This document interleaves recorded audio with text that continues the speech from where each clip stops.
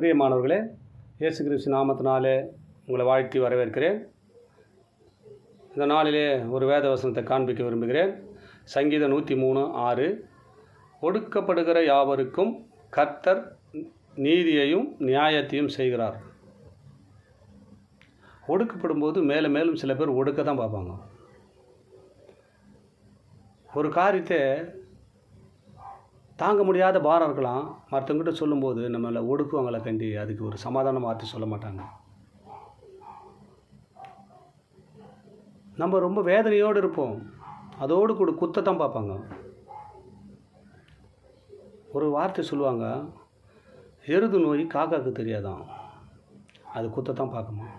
எருது இன்றைக்கெல்லாம் ஏறு ஓட்டிட்டு ஒரு மரத்து நெல்லில் போட்டு வைக்கல் போட்டிருப்பாங்க, படுத்துன்னு இருக்கும். அந்த கழுத்தில் புண்ண மாதிரி இருக்கும். அந்த வலி அந்த எருதுக்கு தான் தெரியுமா. காக்கா பறந்து வந்து அந்த கறி தெரியும் பாரு, அந்த நகத்தடி வச்ச கறி, அது மேலே உட்காந்து அந்த கறியை குத்த பார்க்குமா. அதுடைய வலி அதுக்கு தெரியாது.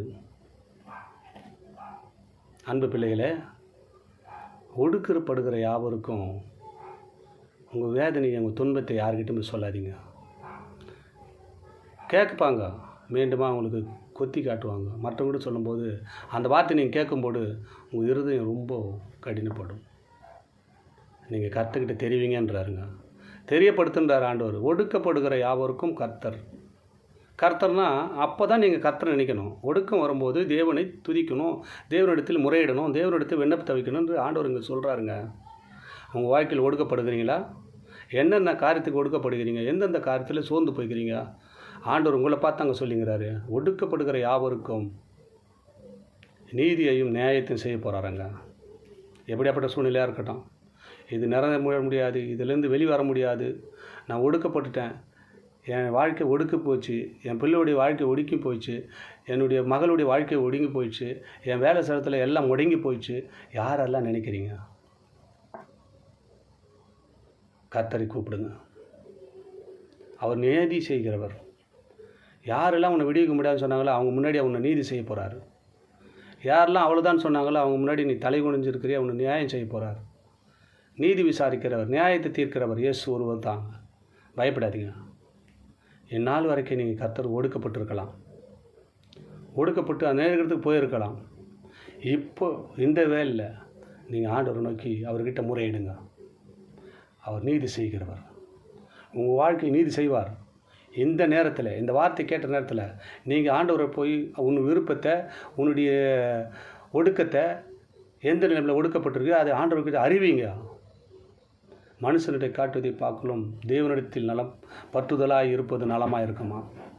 யாரெல்லாம் தேவனிடத்தில் பற்ற அந்த நைட்டில் அறிவிக்க போகிறீங்களோ, இந்த நேரத்தில் யாரெல்லாம் போய் அவர்கிட்ட முறையிட போகிறீங்களோ, நிச்சயமாக நீதியும் நியாயத்தையும் அவர் உங்களுக்கு செய்வாருங்க. பயப்படாதீங்க. அது நீதியின் தேவன், நிரந்தரமான நீதி கொடுப்பாருங்க. ஒருத்தர் சரியில்லாத நீதி வாங்குவாங்க, நீ போ அது சரி முடிஞ்சிடணுவாங்க, முடியாது. ஆனால் இயேசுடைய நீதி நிரந்தரமான நீதி, கடைசி பரியந்தம். நமக்கு நீதி விளங்கிட்டாருன்னா அதில் யாரும் தடுக்க குறுக்க வர முடியாதுங்க. அதுதான் சொல்கிறார், ஒடுக்கப்படுகிற யாவருக்கும் அவர் நீதியும் நியாயத்தையும் செய்கிறவர்.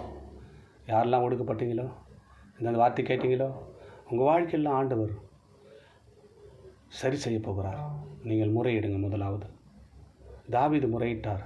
ஒடுக்கப்படும் போதெல்லாம் தாவீது தேவனை நோக்கி கூப்பிடும்போது நிச்சயமாக அந்த ஒடுக்கத்தெல்லாம் கர்த்தர் மாற்றி விடுதலை ஆக்கினார். உங்கள் வாழ்க்கையில் விடுதலை ஆக்கி உங்கள் ஆசீர்வதிக்க அவர் வல்லவராக இருக்கிறார். Amen, amen. God bless you.